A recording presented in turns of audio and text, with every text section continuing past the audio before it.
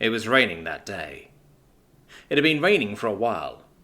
Icy, cold rain that had taken over for the seemingly endless snow that had encompassed the land when they had first landed on Earth again. Despite the cold, the water had effectively melted away all that remained of the fluffy white crystals, leaving only wet mud in its wake. Usually James didn't mind the rain. He liked it, even, no matter how cold it was. However, in these last days, it had made any training exercises he had been part of quite unpleasant. Trudging endlessly through the freezing rain, while sinking centimeters into the soaked soil with each step, while also being splashed by the residual dirty sploshing from others' steps around him, wasn't exactly a great experience. Well, at least freezing and being miserable had somewhat taken his mind off things every now and then.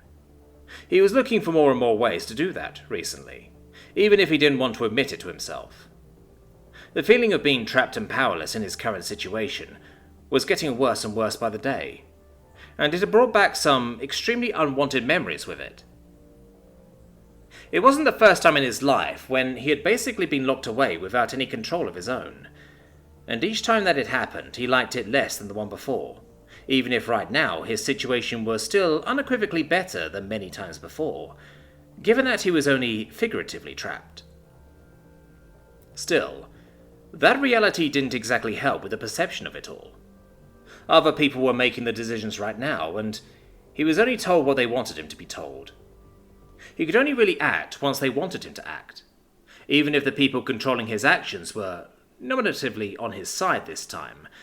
It just didn't sit right with him. It felt like he was just waiting for something to happen, but what if it did? Shouldn't they act before that? Such were the thoughts he wanted to chase away that day, as he sat far out in one of the wide ranges of Lorraine Base, and gradually allowed for the icy downpour to soak him through. The only thing somewhat shielding him from the seemingly endless tide was a cap with a long brim that he wore on his head, and he wore it not to protect himself or his face, but instead to keep the glimmering end of the tiny, stick-like item he held between his lips from going out, while he gradually inhaled the thick white smoke that the meagre ember produced. After he was done taking a deep lungful of it, gradually feeling a strange, numbing feeling spread throughout his chest as he held it, he picked the item out of his mouth with 2 fingers and held it out to the person beside him, before slowly letting the smoke escape his lungs in a drawn-out exhale.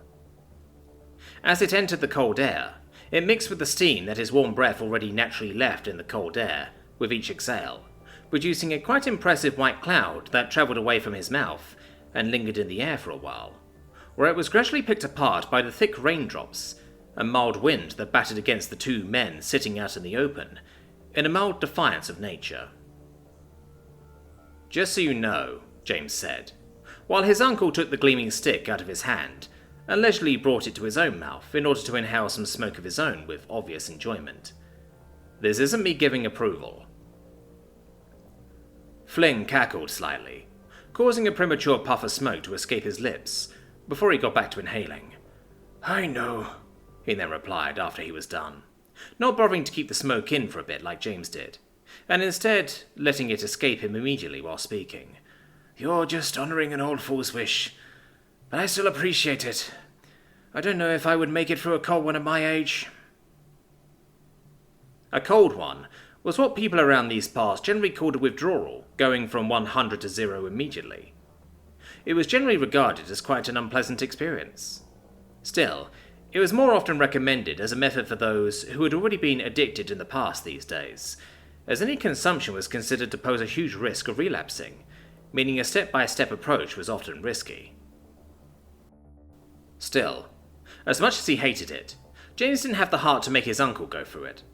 He would just have to carefully monitor him.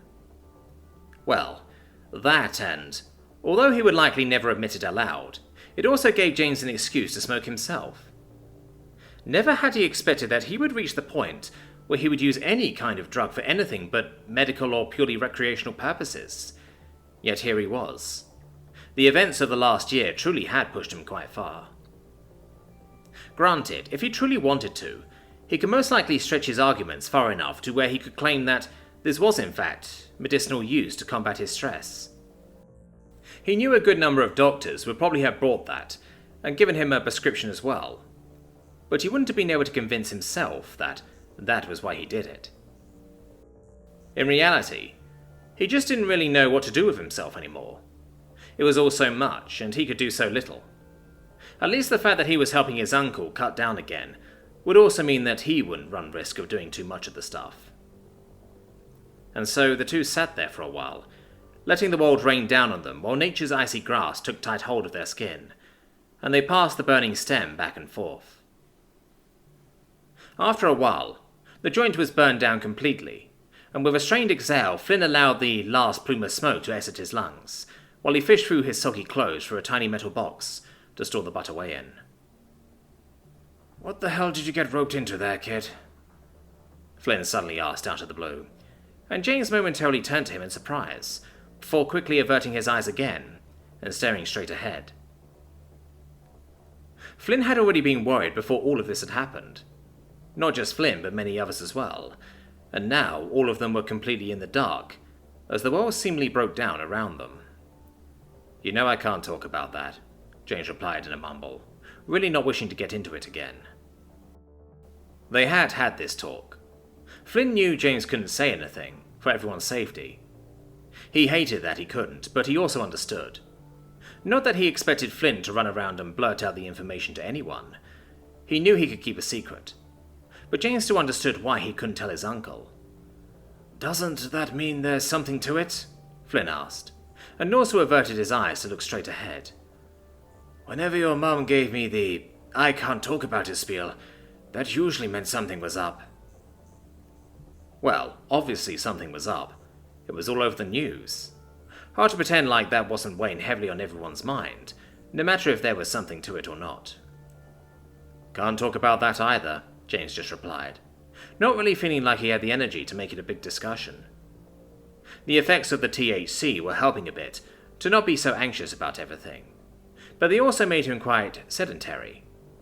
He didn't really want to think about anything right then. It seemed to be quite the opposite of the effect it had on his uncle right now. "You know that I don't care, right?" Flynn said, and looked up at the sky, before taking off his own cap to allow the rain to freely fall onto his worn face and grey hair. Briefly, he ran a hand across his face to free his eyes from some of the water, but he didn't avert his gaze from the grey clouds above. "I mean, I do care, but only about what happens to you. I mean, whatever you did while you were out there, I'm sure you had a good reason. You went for a lot. You were held captive. You lost an arm. Nobody comes out of that unchanged. And as the guy who raised you, I know that you're not one to just put everyone in danger on a whim. So, I know you can't tell nor not tell me if something is or isn't to it, but if it is, just know that I love you, kid. No matter if you bring home a weird sibling, or go join the army, or leave the planet, or even if you go against everything we know, I love you. And I'm proud of you, James. I know I have a hard time showing it with all my damn worries, but I really am." As James had listened, his eyes had gradually sunken to the ground. Now that he was done, James also took his cap off to look up at the sky, the icy droplets coming down now, mixing with the warm dampness that had collected on his face. "I know," he replied, somehow feeling a heavy weight simultaneously being lifted off of him, while another began to press down. However, he didn't say more than, "I love you too." "I know you can't talk to me," Flynn added onto his previous statement, his raspy voice forcing him to clear his throat as he spoke. "But you should talk to someone. Your mum or your girlfriend or... Well, I don't know if you can talk to your therapist, but she'd certainly be a good place to start if you can." "Yeah," James replied, and briefly pressed his eyes shut, sending a renewed stream of hot drops down his face. "I know." Flynn slowly exhaled. "Not in a talking mood right now, huh?" he suspected, and directly looked at James again. James just shook his head, to which Flynn nodded. "I get that," he just mumbled, almost more to himself. And after that, they sat there for a little while longer, while the sky, hidden behind the thick, grey carpet of clouds, slowly turned a few shades darker as the end of the day was closing in. They just sat there in silence, with the only sound being the rain around them rhythmically falling onto the ground and splashing into puddles. "There you are!" a voice from behind them suddenly yelled out, and both men turned in shock and surprise after not really having heard anything for what had to be at least an hour. "Have you been out here this whole time? Oh, look at you! You two are going to catch death out here!" With quick, splashing steps, Nia came running up to her brother and his uncle. A worried look plastered over her face. In stark contrast to the men, she was tightly wrapped into a thick, water-repelling jacket, with its hood tightly pulled over her hair that hung out of it in thick, black braids in places. Additionally, she was holding a large umbrella in her hand that added another layer of protection from the icy water, meaning that she was still mostly dry despite the weather. Flynn and James, on the other hand, had been out in shirt and pants alone, and were therefore naturally soaked all the way through to their bones, with their clothes tightly clinging and sticking to their bodies. Both just stared at Nia for a bit, clearly not sharing or even fully understanding her concern, which caused the young woman to groan annoyedly. "Inside and dry off," she ordered both of them, and basically shoved her umbrella into James's hand, although he couldn't really see what exactly it was supposed to do now that he was already wet all the way through. "Now!" Although Nia's reaction seemed quite overzealous to them, James and Flynn did not want to start a fight here. James most definitely didn't. And so they got up and began to follow her back to the main housing area of the base. James even held the umbrella above the both of them, even if he could still not see what it was supposed to be good for. The cold fingers of his organic hand hurt slightly as she closed them around the even colder handle, and the entire appendage was about as red as a cooked lobster, but he didn't complain. Meanwhile, Nia quietly huffed and mumbled something to herself, while she led her family back towards civilization and the comforts of a roof over your head. Likely it was annoyances at how anyone could sit out in the cold rain like that and seemingly not be bothered. Despite her quite vigorous behaviour, it didn't seem like she was actually angry at them or anything like that. "Wait here," Nia then announced, as they had reached the door of the temporary living spaces she had been assigned. She took off her jacket while she carefully stepped inside, making sure to shake out the now wet item while it was still on the outside, so she wouldn't carry all the water in. She also left her shoes right next to the door. "I'll get you something so you won't drop everywhere when you come in."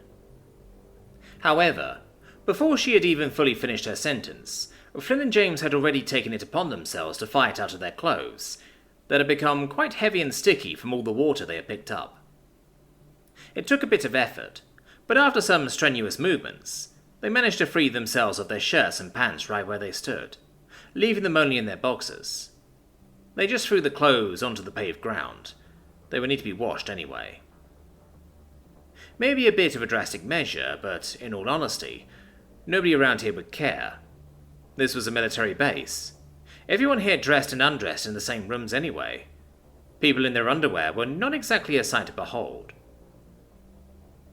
Nia sighed slightly, but instead of complaining about it, she just hurried inside to at least get them towels, since those two were more than wet enough to drop everywhere, even without their clothes adding to the reservoir of water. Once they were at least dried off enough to be allowed inside, Flynn was the first one to quickly be ushered into the shower, most likely because his health was more of an active concern to Nia than James's at the time. Meanwhile, James was basically parked in front of the bathroom to go in right after Flynn was done, while Nia herself hurried off to their respective places in order to get some fresh clothes for them to wear. Tuya observed the whole scene from a seat in the living room.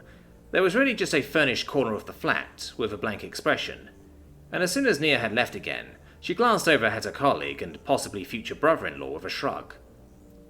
He just shrugged back at her while continuously drying his hair with a provided towel, not really feeling in the mood to say anything. Nia soon enough returned with fresh clothes, and the sound of the shower being turned off could be heard. After a quick exchange of hands, items and positions, James stood in the shower instead. Warm water washed over him and raised his body heat rapidly while he just looked into it. much like he had looked up at the rain. He didn't know how long he stood there for. Time had lost a bit of meaning to him over the last hours, quite possibly due to the effects of the THC. Still, once he felt that he had sufficiently warmed up, he turned the water off and stepped out again, quickly drying off once more and putting on the soft, fresh set of clothes that invitingly caressed his rather aching body and invited him to just go lay down somewhere. And maybe he would.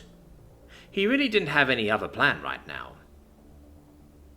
As he stepped out of the bathroom again, he briefly looked around the room. "Where's Fynn?" he asked, after his scan had revealed one too few people in the room, and he turned towards Nia, who had waited for him by sitting at a table not too far from the bathroom door. She was bent over a small laptop and seemingly concentrated on the screen quite passionately, and thus she raised a finger to indicate for him to wait for a moment. Finally, after presumably having finished reading the sentence that she had been focused on, she turned around to him. "Off to bed," she answered now that he had her attention, and she wiped a forehand of thick braids that had fallen into her face, while she leaned forwards back out of it. "He crashed basically the moment you weren't looking at him, so I sent him off." James swallowed as he heard that. Maybe he had actually been the only one really unbothered by the experience of sitting out in the rain all day without noticing it. Clearing his throat, he nodded. "Good," he mumbled, hoping that his uncle would find some rest at least. He felt like he probably wouldn't, even if lying down did sound quite comfortable right now. However, as he thought about that, Nia scooted slightly to the side, making a bit of room in front of her laptop, while also noticeably moving it, so its screen would point more into James's direction. "Hey, could you take a look at this for me?" she asked almost offhandedly, while making yet a bit more room. "See if you can spot any glaring errors." James tilted his head. However, his pacified mind didn't really leave much room to argue. Not to mention that he was at least a bit curious about what she had for him to check there. Glancing at the screen, the first thing he saw was a large black headline on a blindingly white page. "Claws and Thorns, Feathers and Beaks. An investigation into evolutionary-linked phenotypic traits across different ecospheres independent of genetic relation," it read. Glancing a bit lower at the listed authors, Nia was prominently displayed as one of them.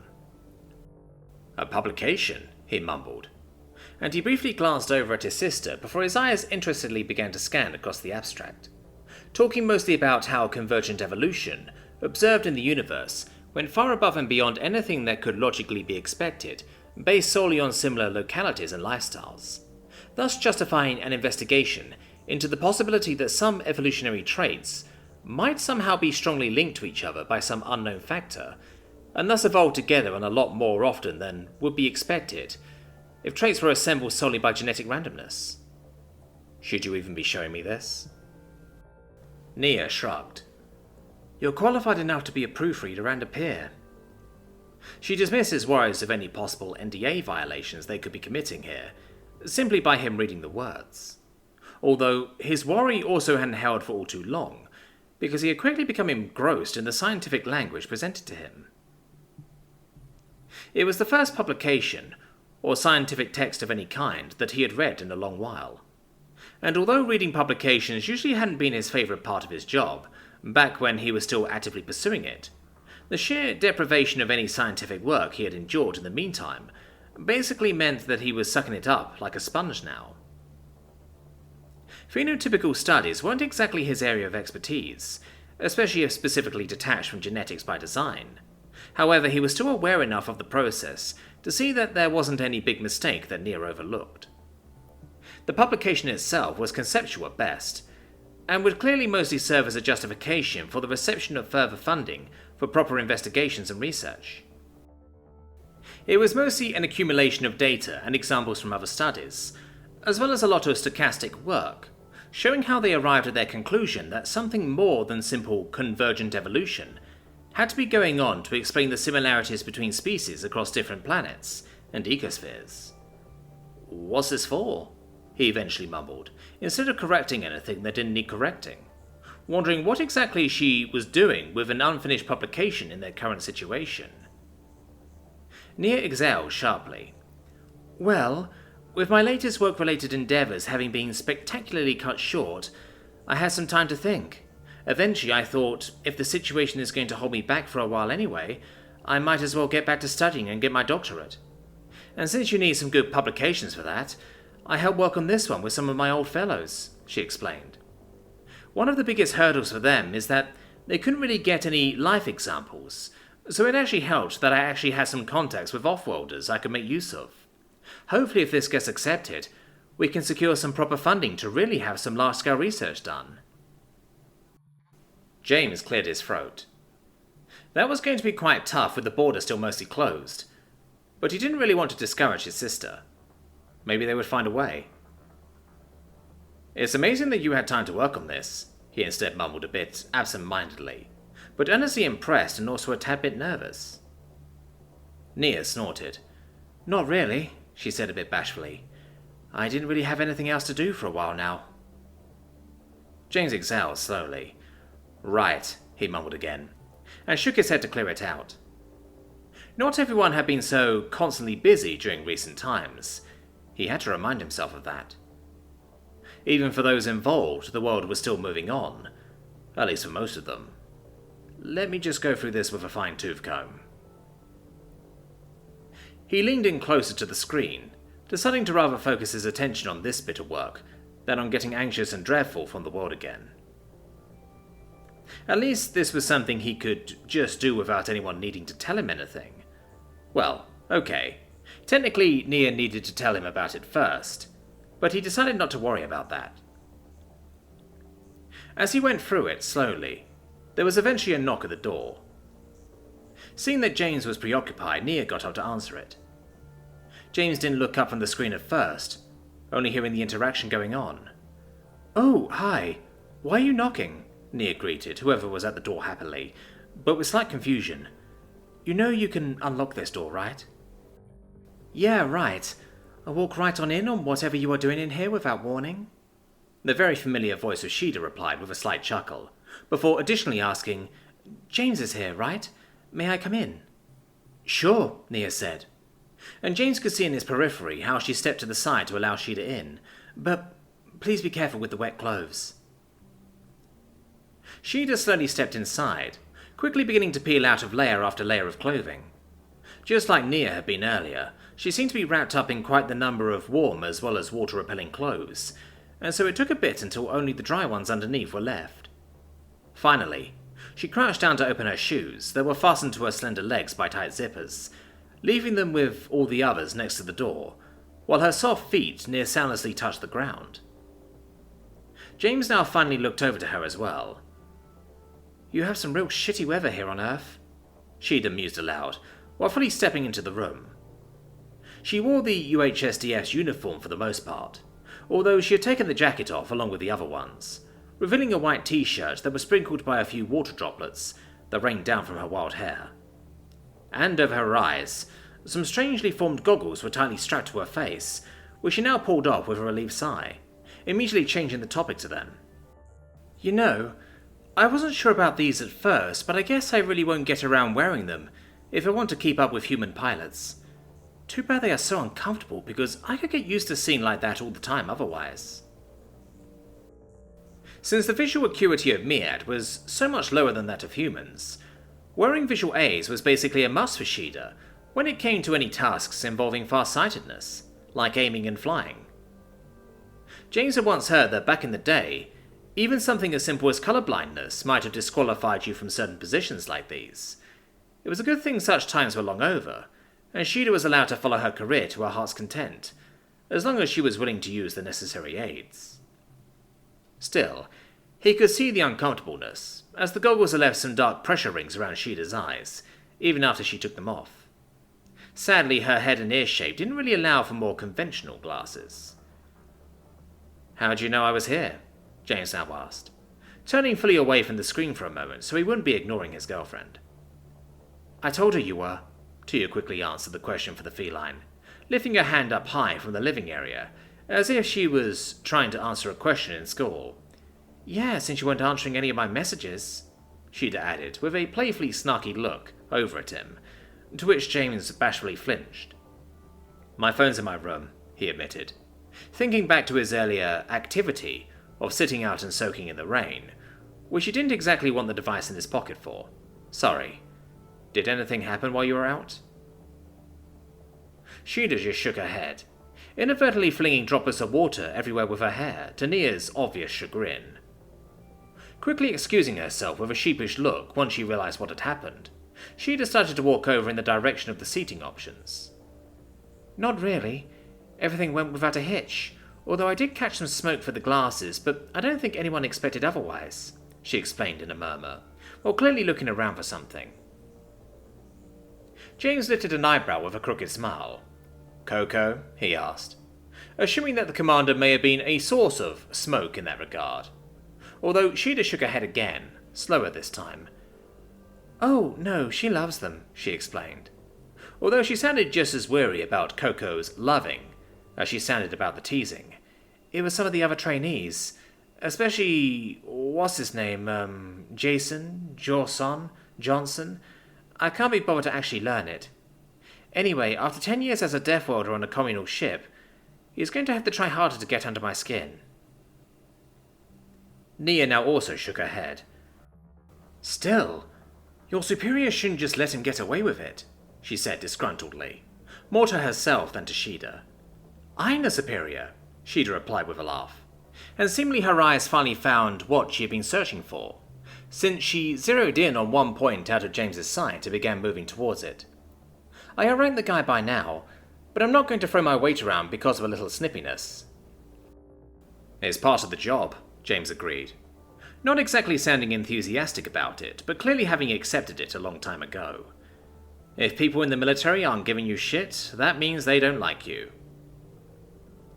In his periphery, he could see Tia approvingly nodding at that, while Nia rolled her eyes as the only one in the room who had never served, and clearly disapproved of that idea on principle. Well, anyway, Shida then said, and James could now finally see what she had been looking for this whole time. A remote. Quickly, she moved to turn the TV on now that she had it in her grasp. What about here? Any news I missed while I was in hyperspace? No, not really, James replied almost immediately. Not that he would know. He had been cut off from the rest of the world for basically the entire day as well. Apart from James apparently trying to freeze himself to death, there's not really anything that... Nia began to say. However, she was interrupted by the loud clattering from plastic onto hard floor, as the remote had dropped straight out of Shida's suddenly limp grasp, loudly colliding with the ground as her face morphed into disbelieving terror. It wasn't just her. Tuya, who also had a clear view of the TV, suddenly sat up straight and leaned towards it with wide-open eyes, her body seemingly trying to make extra sure that her eyes weren't playing tricks on her. After flinching at the sudden sound at first, James and Nia quickly shot towards them to also see what the hell had elicited such a reaction. And as they moved, their ears began to fully pick up the voice of a reporter filling the room. It's shocking pictures from the planet, the likes of which we haven't seen in years. According to Admiral Torres, the still unidentified ship attempted to strike the planet from a stationary orbit in blatant disregard of intergalactic laws of war, and even worse, it tried doing so without a warning. The reporter rattled down the information in a rapid manner, most likely reading off a teleprompter, while footage of the site of the event constantly played and replayed. What could be seen was the quite enormous corpse of a starship that had quite clearly crashed down onto a planet and left little but a smouldering, smoking, mangled mess of metal. It seemed unlikely that any occupants had survived the hard landing, unless they were able to leave the ship beforehand. At first, it seemed like at least the remains had merely struck a vast open area, far away from any structures or populations, although the devastation to nature was still a tragedy, of course. The ground was burned, an entire mountainside decimated, and clearly, cleaning this mess would quite literally take forever. But still, it was just some countryside, at first. However, the longer James stared at the scene like he was spellbound by it, the more the area started to appear somewhat familiar, and his eyes wandered down to the bottom of the screen, where informational text was constantly scrolling across it to inform people of what they may have missed in the report so far, if they only joined in now. Unidentified warship, shot down by Crystal Knight over Dunama. Attack suspected. Motivations unknown. Search for survivors pending. And the reporter kept up her rapid pace in recounting the events. After any attempts to contact the unknown ship had been blatantly disregarded, Admiral Torres reportedly saw no other way than to neutralize the obvious threat to our alliance partners of Dunama than to terminate the ship. After giving proper warning, the UHSDF Crystal Knight therefore fired a single, low-powered relativity shot, destroying the unknown ship's bridge and likely killing any operating personnel. After the bridge was destroyed, the ship ceased its threat of weapon fire to the planet. However, despite any controlling facilities most likely being destroyed, the ship then changed its trajectory, according to our sources, aiming at its previous target as it fell down to the planet. Despite their best attempts at neutralizing the threat, the falling debris was too close to the planet to be picked off by the Crystal Knight, and they soon after rained down onto the targeted compound, destroying it in the process. The inhabitants were warned of the incoming danger by the Admiral shortly before impact. However, it is unclear if any of them managed to get to safety. The search for survivors is going strong, as we speak. However, the sheer scale of the desolation caused by a crashing spaceship does not incite hope. Still, rescuers and military alike are working tirelessly to sift through the rubble for any signs of life. However, the question remains, who was controlling the unknown warship, and what was the purpose of the attack? James had to sit down. He realized why that place looked familiar now. Sapphire, he mumbled breathlessly. It was the first name that came to mind. Of course, he was worried about them all. Zishidi, Aveslon, Kari, all of them. But the name of that little girl was the first that went through his head. Something else also came to mind. Over in his room, where it lay abandoned by him, his phone must have been blowing up right now. Calls, messages, notifications, alerts, all of it at once. Most likely everyone was trying to reach him right now. He should absolutely go get it, but he just couldn't stand up right now. His legs just didn't obey, no matter how much the more rational part of his mind insisted. Meanwhile, the less rational part of him was just numb. But it didn't take long until all the other phones in the room also came to life. And although James was quite far away from them, he could very clearly hear the message of, "Get him on the phone, right now," as soon as they were picked up. However, before any of the devices could be handed to him, there was a loud crashing bang, as his hand came down on the small table in front of him, the force of the mechanical limb shattering it into spare parts, as everything unloaded from his body at once. Inside him, it burned so intensely that he was basically blinded by it. Yet he had no release for it. There was nothing he could do. He was stuck here. He had been stuck here all this time, while those above him just waited for something to happen. And now that something had happened, it was too late. It had happened. It could not be undone. If only they would have done something sooner. Not to say they're allies, but this could have been him. This could have been Shida. This could have been Nia. This could have been any one of them that the reporter was talking about there, had the attackers only decided to go for a different target first. Yet the only thing he could do was sit there like a goddamn peasant and hope. Hope that the little warning they had gotten had sufficed. Hope that something could still be done, now that, hopefully, he wouldn't have to wait anymore. After having been frozen in the position, with his arm extended for a while, he slowly breathed out. And without even acknowledging the outburst he had just had, he seemingly calmly reached out his hand to accept Shida's phone. "Aldwin here," he said firmly, although tears were streaming down his face. "Who of you had the misfortune of reaching me?" However, he nearly dropped the phone again when he heard whose voice was on the other side. "James!"